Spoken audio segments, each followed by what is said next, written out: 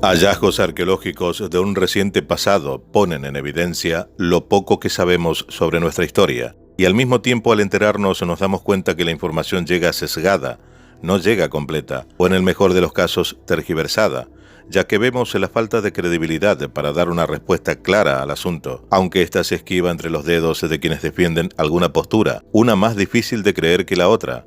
Las pruebas demuestran que la verdad es distinta, aunque no absoluta, y coincide con lo que muchos investigadores radicales se nos vienen diciendo desde hace tiempo, que nuestro pasado no es aquel tan primitivo como nos quieren hacer creer o mostrar, y que la divulgación ortodoxa adolece de una gran mentira, cubierta por aquellos que quieren dejar en ridículo a los que durante mucho tiempo investigaron en el lugar, lo que traspasa la incredulidad. El avance tecnológico de pueblos hoy extintos o de civilizaciones aún no aclaradas del todo, que nos legaron sus conocimientos tan o más avanzados de los que usamos actualmente.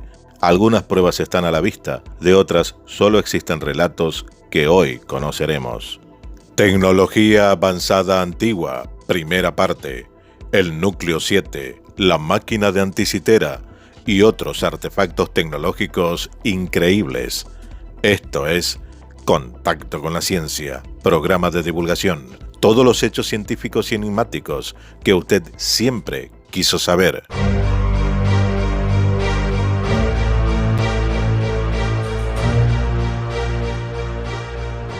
A finales del siglo XIX, el arqueólogo británico William Matthew Flinders Petrie realizó un hallazgo sorprendente cerca de las pirámides de Giza. Se trata de un cilindro de granito de 4.500 años de antigüedad, que aún se conserva en el Museo Petrie de Arqueología Egipcia, en Londres. Se lo conoce como el núcleo 7 o testigo 7, y algunos lo dicen es la mayor evidencia del uso de tecnología avanzada en el antiguo Egipto. ¿Pero es la única prueba? Empecemos con él. Para estos investigadores, el núcleo 7 es el resultado de utilizar herramientas que incluso hoy desconocemos. Es el residuo de la realización de un perfecto agujero en una roca de granito, con las herramientas de cobre y bronce de las que disponían en Egipto. Hace 4.500 años podían cortar la roca arenisca, pero ¿pudieron cortar roca tan dura como el granito? En las rocas de granito del dintel de las puertas del templo de Kefren hay unas hendiduras redondeadas que se usaban como gósenes en los que se introducía la bisagra de la puerta. Lo increíble es que en algunos de los dinteles hay hendiduras cilíndricas en los que se ven estrías que revelan que fueron hechas mecánicamente, con una herramienta rotatoria. Por los grabados y dibujos encontrados en Egipto, se sabe que los egipcios tenían cinceles y serruchos de metal, y los restos encontrados revelan que ese metal era cobre. No parece que tuvieran metales más duros. El cobre puede usarse para cortar madera, piedra caliza o incluso arenisca, pero el granito es mucho más duro. Es materialmente imposible que con cobre se pudiera cortar granito. En murales egipcios se han visto imágenes de los obreros manejando un taladro de arco con la punta de cobre, usando un taladro cilíndrico de cobre y con un abrasivo como la arena en la ranura.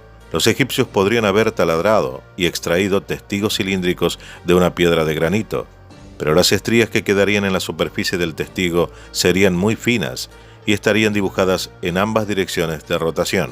Las estrías del núcleo 7 forman una espiral continua que va siempre en la misma dirección, por lo que no pudo hacerse con un taladro de arco, sino, en todo caso, manejado con un torno que girase siempre en la misma dirección, torno que no se ha demostrado que tuviesen. ¿Acaso quienes se lo prestaron, luego del préstamo se lo llevaron? Las distancias entre las estrías revela que la velocidad de avance del taladro tuvo que ser muy elevada, casi 1 milímetro por rotación, lo que indica que se tuvo que hacer con un material de gran dureza y ejerciendo una gran presión. ¿Podrían los egipcios haber fabricado un taladro cilíndrico con el borde de diamante u otro material de similar dureza? O dicho de otra forma, ¿tendrían una tecnología que no se ha descubierto aún, mucho más avanzada de lo que creíamos? Es algo recurrente con los que nos hemos topado a lo largo de nuestras divulgaciones y que se siguen hallando en distintas partes del planeta, como veremos. Así como existen grabados que muestran cómo rústicamente los antiguos egipcios usaban un taladro, hay otros dibujos que muestran formas que recuerdan a artefactos usados actualmente, como por ejemplo la iluminación artificial, que en los grabados lo representaban de esta manera. Si ya se cuestiona el modo y el medio con el cual se construyeron las pirámides y otras construcciones fabulosas, especialmente la Gran Pirámide de Giza, No lo es menos la manera en que se amañaron para iluminar su interior, que está descartado ya la teoría de los ortodoxos sobre el uso de antorchas y o espejos, ya que las paredes no tienen marca alguna de llamaradas o humo, y en cuanto al sistema de espejos, se sabe que a mayor distancia el reflejo que pueden dar disminuye paulatinamente. Entonces, es probable que hayan contado con focos como los de hoy, pero de tamaño colosal, heredados por los alienígenas o por otra civilización desconocida, antigua y perdida, iluminando sus construcciones internamente. El otro enigma, aún sin resolver, es el hallazgo ocurrido en 1938, cuando el arqueólogo alemán Wilhelm König desenterró un jarrón de arcilla que contenía un cilindro de cobre con una barra de hierro adentro. Había estado excavando en esa antigua tierra donde se dice que estaban el Jardín del Edén y la Torre de Babel, que hoy son Irak e Irán. König trabajaba para el Museo Nacional de Irak y produjo un reporte del hallazgo proponiendo la hipótesis de que los había encontrado en Kuhut Rabu, en las afueras de Bagdad. Eran pilas eléctricas, las famosas pilas de Bagdad. ¿Será posible que la región cuyas civilizaciones nos dieron la escritura y la rueda hubieran podido inventar también células eléctricas 2000 años antes de que estos dispositivos se conocieran? Las piezas de las que hay alrededor de una docena se componen de 3 partes: un recipiente de arcilla color amarillo claro, un cilindro hecho de una hoja de cobre enrollada, fijado con asfalto a la boca del cuello del recipiente, una vara de hierro dentro del cilindro. El recipiente que encontró König mostraba signos de corrosión, y las primeras pruebas revelaron que un agente ácido, como vinagre o vino, había estado presente. Para producir corriente eléctrica se requieren 2 metales con diferente potencial eléctrico y una solución que transporte iones, conocida como electrolito, para transportar los electrones entre ellos. Las pruebas que hizo el arqueólogo, así como varias otras que se han realizado con réplicas en las décadas subsecuentes, confirman que las baterías de Bagdad pueden conducir una corriente eléctrica de entre 0,8 y cerca de 2 voltios. Conectadas en serie teóricamente, podrían producir una tensión mucho mayor, pero nunca se han encontrado indicios de cables para probar que las usaban de esa manera. Y esa es una de las razones por las cuales nadie puede decir con certeza qué son estos artefactos. Las baterías siempre han despertado interés como curiosidades, dijo hace algún tiempo el Dr. Paul Craddock, un experto en la metalurgia del antiguo Medio Oriente del Museo Británico, a la prensa. Hasta donde sabemos, nadie ha encontrado nada parecido. Son únicas, son uno de los enigmas de la vida, afirmó. Incluso entre los arqueólogos que están de acuerdo en que los dispositivos eran baterías, hay muchas conjeturas sobre cómo podrían haber sido descubiertas y para qué las utilizaban. Hay tantas versiones de su historia que es difícil establecer algo con claridad. Algunos dicen que las pilas fueron excavadas, otros que König las encontró en el sótano del Museo de Bagdad cuando se hizo cargo como director. No hay una cifra definitiva sobre cuántas han sido encontradas y su antigüedad está aún en disputa. La mayoría de las fuentes datan las baterías alrededor del 200 antes de nuestra era, en la época del Imperio Parto, que existió hacia el año 250 antes de nuestra era y en el 225 ya actualmente. Pero los hábiles guerreros partos no eran conocidos por sus logros científicos. A pesar de que esta colección de objetos se fecha generalmente como pertenecientes al Imperio Parto, las razones de esto son confusas, dijo St. John Simpson, también del Departamento del Antiguo Medio Oriente del Museo Británico. El jarrón en sí es del Imperio Sasánida, del 226 al 651. La discrepancia presuntamente se debe a una identificación errónea de la edad del recipiente de cerámica o del sitio en que fueron encontrados, según afirmó Simpson. En la historia de Medio Oriente, el periodo sasánida marca el final de la era antigua y el comienzo de la era más científica medieval. ¿Podría la ciencia de la antigua Persia haber captado los principios de la electricidad y llegado a ese conocimiento? Tal vez no. Muchos inventos son concebidos antes de que los principios subyacentes se hayan entendido correctamente. Los chinos, por ejemplo, inventaron la pólvora, mucho antes de que se dedujeran los principios de la combustión, y el redescubrimiento de viejas medicinas herbarias ahora es un suceso común. Uno no siempre tiene que entender por qué algo funciona para saber que funciona. Hay quienes han propuesto que las pilas de Bagdad se podrían haber utilizado con fines medicinales. Los antiguos griegos escribieron sobre el efecto analgésico de peces eléctricos al aplicarlos a las plantas de los pies. pero la corriente era tan baja que probablemente era ineficaz contra los dolores fuertes y casi una pérdida de tiempo en comparación con otros analgésicos en el mundo antiguo, como el cannabis, el opio y el vino. Otros científicos creen que las baterías se utilizaban para galvanoplastia, la transferencia de una capa delgada de metal a otra superficie de metal, una técnica que todavía se utiliza hoy en día. En la fabricación de joyas, por ejemplo, una capa de oro o plata se aplica a menudo para realzar su belleza en un proceso llamado dorado. El problema con esta hipótesis es la falta de artículos encontrados en ese lugar y esa época en los que se haya usado la galvanoplastia. Otra teoría es que fuera utilizado en rituales mágicos, o podría haber sido solo un contenedor, en el que gracias a la corriente que le pasaba al merodeador, mantenía secretos a salvo, como las que guardan sobre sí mismas hasta el día de hoy las llamadas pilas de Bagdad. Aquellos que consideran que este artefacto era efectivamente una pila eléctrica la califican de OPART, acrónimo en inglés de Out of Place Artifact o artefacto fuera de lugar. Los escépticos, como Wikipedia por ejemplo, en cambio piensan que el jarrón solo servía para guardar pergaminos y cosméticos. El 11 de abril de 2003, durante la invasión de Irak al Museo Nacional de Irak en Bagdad, fue asaltado y saqueado. Durante aproximadamente 3 días, muchas de las piezas de incalculable valor histórico fueron destruidas y robadas, como en tantos otros lugares ya mencionados por nosotros en este canal, los artefactos del padre Crespi, por ejemplo, o los restos encontrados en la Galería 13 o Hiperbórea, y tantos otros. El caso de la pila de Bagdad volvió a repetirse con este sistema, aunque algunas versiones afirman que estas pudieron ser retiradas para su protección por el mismo gobierno iraquí, algo que podría ser cierto, como también ya sucedió en varios saqueos como en la Segunda Guerra Mundial y en el caso del Museo de Florencia, Italia, donde sus obras se fueron trasladadas hasta un edificio para salvarlas del robo nazi.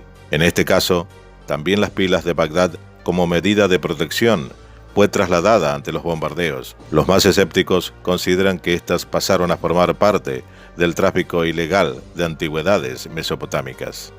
Actualmente se desconoce su paradero. El otro caso es de un no tan viejo descubrimiento, pero recién dado a conocer.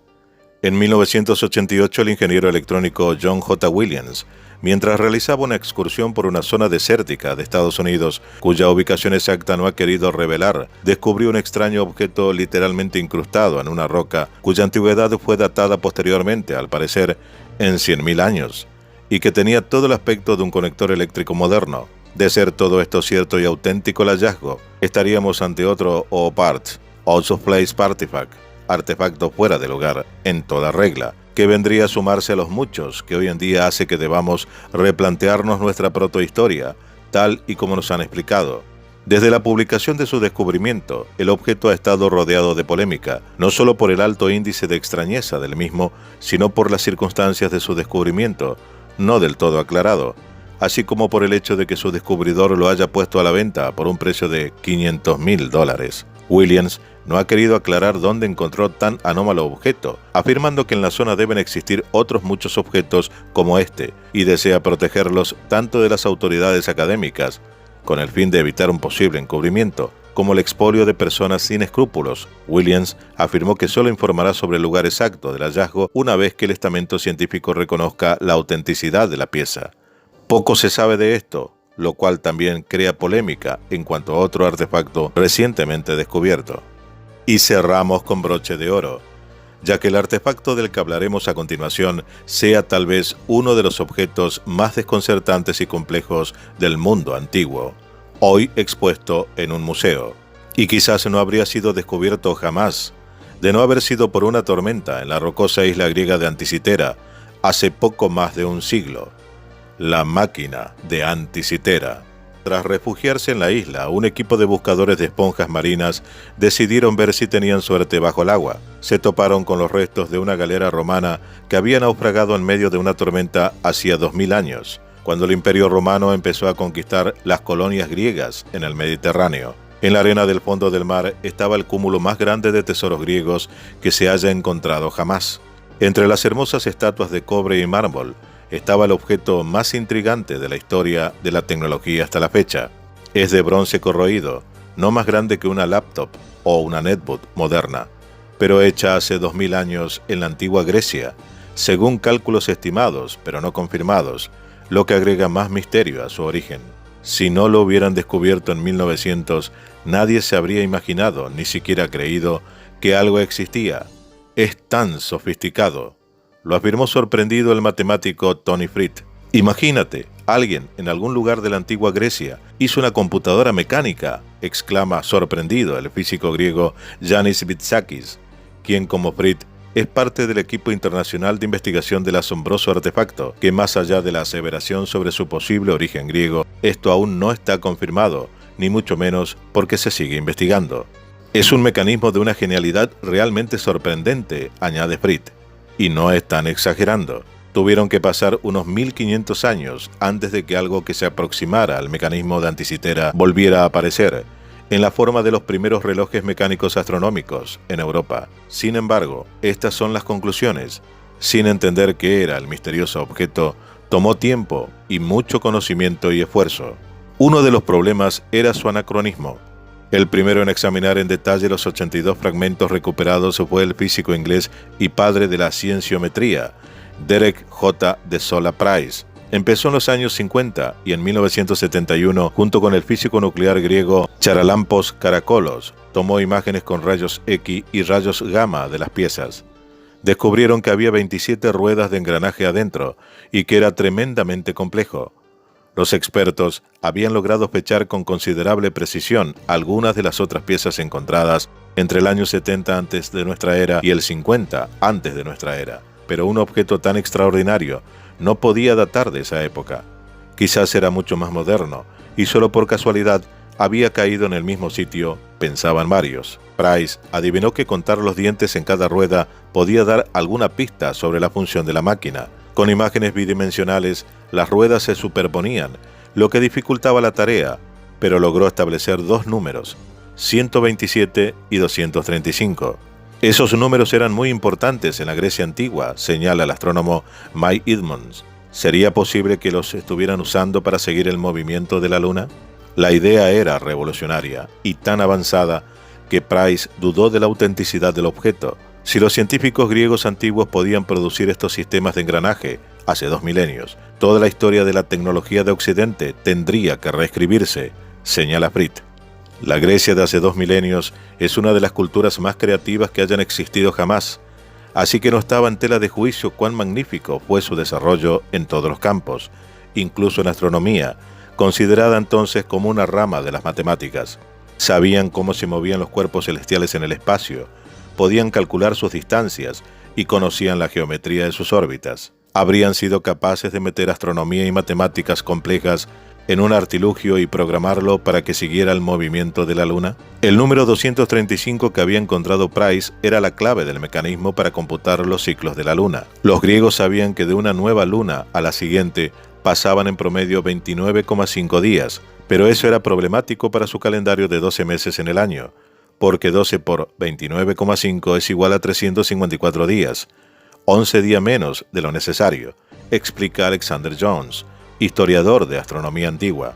El año natural, con las estaciones, y el año calendario perderían la sincronía. No obstante, también sabían que 19 años solares son casi exactamente 235 meses lunares, un ciclo cuyo nombre es metónico, es decir, un método creado por el astrónomo Metón. Eso significa que si tienes un ciclo de 19 años, a largo plazo, tu calendario va a estar en perfecta sintonía con las estaciones. Como confirmándolo, en uno de los fragmentos del mecanismo de Anticitera encontraron el ciclo metónico. Gracias a los dientes de las ruedas de engranaje, el mecanismo empezó a revelar sus secretos. Las fases de la Luna eran inmensamente útiles en esa época.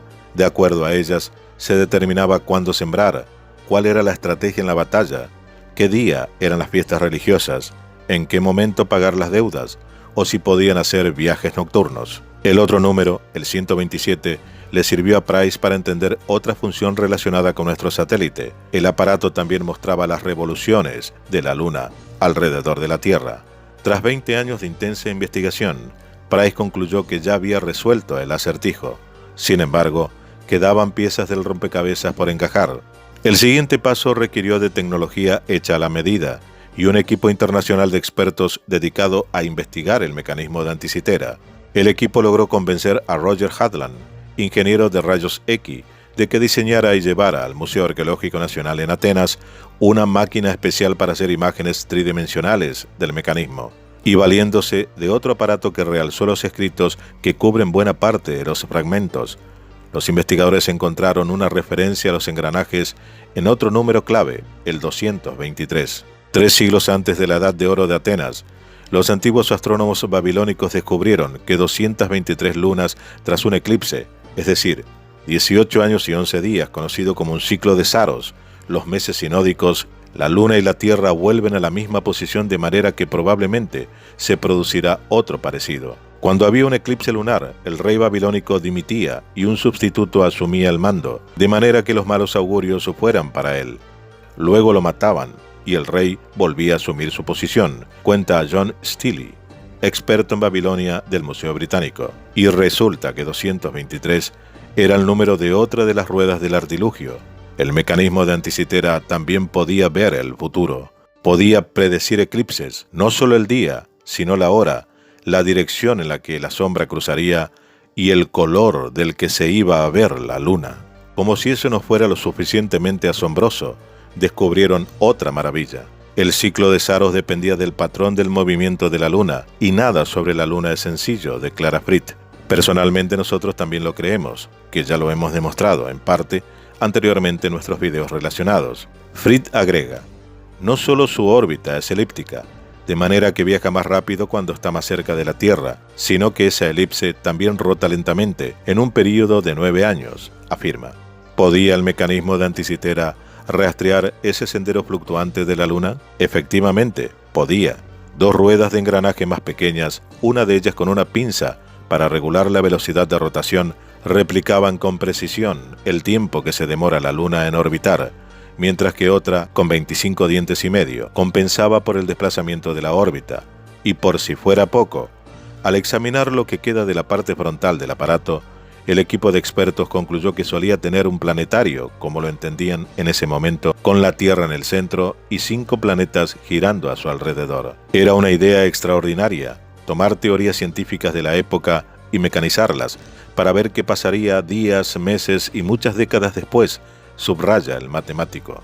Esencialmente, fue la primera vez que la raza humana creó una computadora, añade Fritz. Es verdaderamente increíble que un científico de esa época descubrió cómo usar ruedas de engranaje de bronce para rastrear los complejos movimientos de la Luna y los planetas, afirma. Pero, ¿quién fue? Nuevamente exploraron lo que nos quedó del fabuloso artilugio para buscar la respuesta. Una pista estaba en otra de sus funciones. El mecanismo de Anticitera predecía además la fecha exacta de los Juegos Panhelénicos, que eran los Juegos de Olimpia, los Juegos Píticos, los Juegos Ísmicos, los Juegos Nemeos. Lo curioso es que aunque los Juegos de Olimpia eran los más prestigiosos, los ísmicos, en Corinto, aparecen en letras mucho más grandes. Además, los expertos ya habían notado que los nombres de los meses que aparecieron en otra rueda eran corintos. La evidencia apuntaba a que el diseñador era un corinto, y que vivía en la colina más rica gobernada por esa ciudad, Siracusa. Y Siracusa era el lugar del más brillante de los matemáticos e ingenieros griegos, Arquímedes. Nada más y nada menos que quizás el científico más importante de la antigüedad clásica, el hombre que había determinado la distancia a la Luna, encontrado cómo calcular el volumen de una esfera y de ese número fundamental, pi, que había asegurado que con una palanca movería el mundo y tanto más. «Dadme un punto de apoyo y moveré el mundo», dijo una vez el genio. Solo un matemático tan brillante como Arquímedes podría haber diseñado el mecanismo de Anticitera, opina Fritz. Lo cierto, que Arquímedes estaba en Siracusa cuando los romanos llegaron a conquistarla, y que el general Marco Claudio Marcelo ordenó que no lo mataran, pero un soldado lo hizo. Siracusa fue saqueada y sus tesoros enviados a Roma. El general Marcelo solo llevó 2 piezas consigo. Ambas, dijo, eran de Arquímedes. El equipo de investigación piensa que eran versiones del mecanismo. Un indicio se encuentra en una descripción que describió el formidable orador Cícero de una de las máquinas de Arquímedes que vio en la casa del nieto del general Marcelo. Arquímedes encontró la manera de representar con precisión en un solo aparato los variados y divergentes movimientos de los 5 planetas con sus distintas velocidades, de manera que el mismo eclipse ocurre en el globo que en la realidad. ¿Qué pasó con la brillante tecnología griega que produjo la primera computadora? ¿Por qué no se desarrolló? ¿Por qué se perdió? Como tantas otras cosas, con la caída de los griegos y luego los romanos, los conocimientos emigraron hacia Oriente, donde los bizantinos los guardaron por un tiempo y luego pasaron a los eruditos árabes. El segundo artilugio con engranajes de bronce más antiguo que se conoce es del siglo V, con inscripciones árabes. Y en el siglo XIII los moros llevaron esos conocimientos de vuelta a Europa. Investigaciones previas establecieron que el mecanismo estaba metido en una caja de madera, que no sobrevivió el paso del tiempo. Una caja que contenía todo el conocimiento del mundo, el tiempo, el espacio y el universo. Es un poco intimidante darse cuenta de que justo antes de la caída de su gran civilización, los antiguos griegos habían llegado tan cerca a nuestra era, no solo en su pensamiento, sino también en su tecnología científica, afirmó Derek de Sola Price. Hemos comprobado una vez más cómo cuesta conseguir la verdad de todo, como si alguien a lo largo de la historia pergeñara su ocultamiento con vaya a saber uno qué oscuros intereses, confirmando con esto las manos de alguien que intentan taparlo todo u obtenerlo solo para ellos, tramas de las que también ya hemos hablado en este canal, quienes intentan velar todo esto al público en general, negando un pasado que podría aclararnos el futuro. Lo bueno de todo esto es que todavía existen y de a poco van surgiendo personas neófitas y radicales que no le temen al absurdo, a la mentalidad de que no somos los más avanzados de la Tierra, que hubo otras civilizaciones que poblaron nuestro mundo anteriormente, con los mismos intereses, preocupaciones y beneficios que nosotros, pero con un aporte tecnológico de origen incierto, que aún siguen sorprendiéndonos, como lo hemos visto y oído, que a pesar de algunos, seguiremos divulgando. Es nuestra idea de aportar lo que otros ocultan, y de seguir insistiendo, como aquella gota de agua que continuamente cae sobre la roca, y al final la logra atravesar. Lo que hacemos tiene el mismo fin, porque como decimos siempre, el conocimiento es mutuo. Juntos crecemos en esto y nadie podrá con ello. Y en el principio de todo afirmábamos, para que las cosas sean en la tierra igual que en el cielo. Esto fue Contacto con la Ciencia, programa de divulgación. Todos los hechos científicos y enigmáticos que usted siempre quiso saber. Dale like, suscríbete y comparte.